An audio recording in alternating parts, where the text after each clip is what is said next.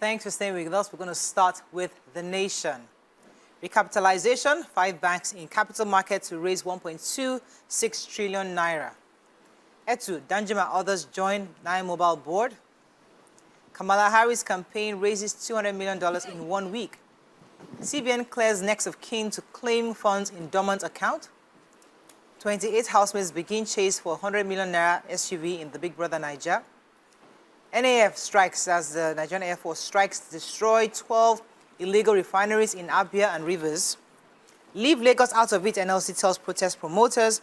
And Kenneth Okonkwo dumps OB, LP, 2 killed in Boko Haram's attacks on police stations. Okay, which story? You know, the CBN had said they were going to take over unclaimed balances in dormant accounts that has remained there for over 10 years within some banks, and they gave directive to the banks to email whatever relevant email attached to the account.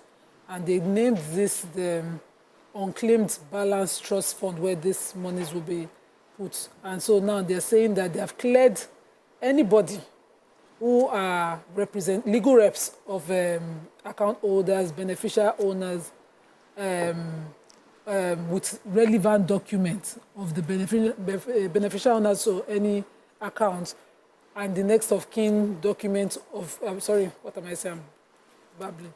So they have cleared the legal reps, next of kin of dormant account owners to come forward to claim whatever is in those accounts with the relevant legal documents. And they can write, next of kin or survivors of those account owners can email or write through their banks to the CBN for these monies that are now going to be kept in the unclaimed balance trust fund. This is me trying to summarize with all. Yes, I've got strikes by the Nigerian Air Force have destroyed 12 illegal refining sites and 2 reservoirs in Abia and Rivers states. So the NAF spokesperson, Air Vice Marshal Edward Gapquet, confirmed this yesterday. So first, the statement, he says that heading towards Owaza, 3 illegal refining sites were observed hidden under thick vegetation, which were subsequently destroyed.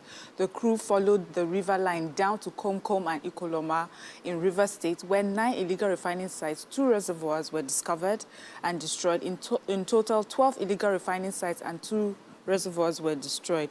He says that the sighting of the illegal refining sites in fenced living environments by oil thieves was indicative of the sophistry of illegal oil refining trade and would require other means beyond airstrikes to checkmate them. He says in the meantime, of course, they'll keep, using the airstrikes, but, trying to also reminding communities of the dangers of having these refining sites within living environments. That's human beings live there. There's so many, environmental, apart from the environmental impact, also the impact on health of human beings. So, we're talking to them to please reconsider this. But in the meantime, the Air Force will keep doing what they're doing while, hoping that in other ways, communities and everybody else will be able to talk to these people, not to endanger their lives in the name of, stealing crude oil and all. Yeah. So I have the Kamala Harris story. So since Joe Biden had dropped out of the race, she has raised over $200 million for campaign, and these are 66% of this from new donors. So obviously, she's not yet the official candidate for the Democratic Party. It was just a nominee, and she was the fact that it's still presumptive at this time because it's not yet official. However, regardless of that, she has gotten $200 million already ahead, and they said they signed up about 170,000 new volunteers for the campaign. So they have about 100 days left to the campaign, and they're waiting for the first week in August, where there'll be like an online vote to officially make her the candidate of the Democratic Party. We'll see how that goes. But why do you think she's getting a lot of money? Huh? Why do you think she's getting so much money? I mean, there's support. People just want her. The idea of having a first female president is cool, and she's getting that. In our lifetime. In our life. In their lifetime, but we're alive We're all to part say. of. So I want to talk about the NLC. The NLC in Lagos are saying that the chairperson, Mrs. Funmi Sessi, has said that protesters should leave Lagos out of the protest, that anyone who wants to protest should go to their own states and protest there. Speaking specifically that she's of the opinion that if there is peace here, then we should maintain the peace, and that people who are faceless should not come and wreak havoc within Lagos, and not allow people, individuals who are not involved in the protest, go about their regular activities. Also mentioning, there are many other speakers, both former governor of Abia State and former aspirant on Labour Party, candidate on Labour Party, Peter Obi, also spoke up concerning this, and everybody is generally asking for peace, that there's conversation around the fact that it will be hijacked, and their opinion is, let's, as much as possible, listen to what the government is saying.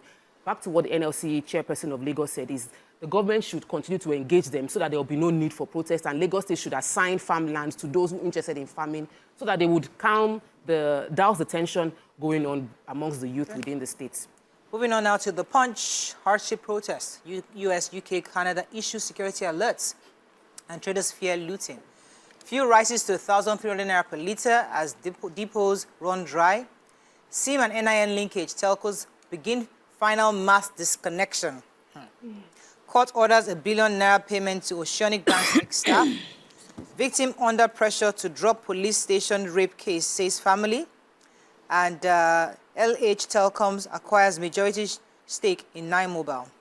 All right, which story are we taking in? I have the Oceanic Bank employees. So the National Industrial Court in Lagos has, the Lagos Division, let me put it properly, has awarded $1 billion plus some zeros naira to the 8,742 former employees of the defunct Oceanic Bank. So during the merger between Oceanic and EcoBank, some people were let go of some staff, and they had gone to court to seek several reliefs, including payment of their contributions to the Staff Savings Investment Trust Fund, some unpaid gratuities, and short payments of severance benefits.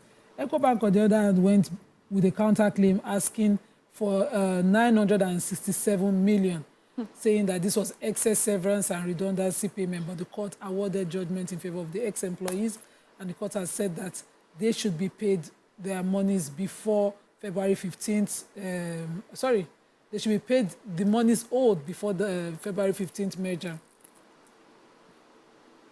Okay. Okay, Let's one more story. Go ahead. Yes, you will remember the case of the 17-year-old girl who was raped by the police officer when she went there to report a case. And we remember, I think the last place we had heard was that they are taking they're doing some medical investigations, and people are wondering why it's taking so long. A member of the family, name withheld to protect, the identity of this young person, said that the family, especially the mother of the girl, has come under undue pressure by the family of the police officers for her to withdraw the case. So, and then it so happens that, this particular officer lives in the police barracks, and the mother of the girl actually has a shop just in front of the police barracks. So there's a lot of, they come under, yes. In fact, I think this young boy has been told not to even be in the area because he had come on social media to reveal this part of the investigation. Anyway, the police are saying, in their response to this new information, they're saying that they have gotten the medical report, and then updates will be given very soon. Okay, let's go on a very short break. When we come back, we continue with our reviews. Stay with us. We'll be right back.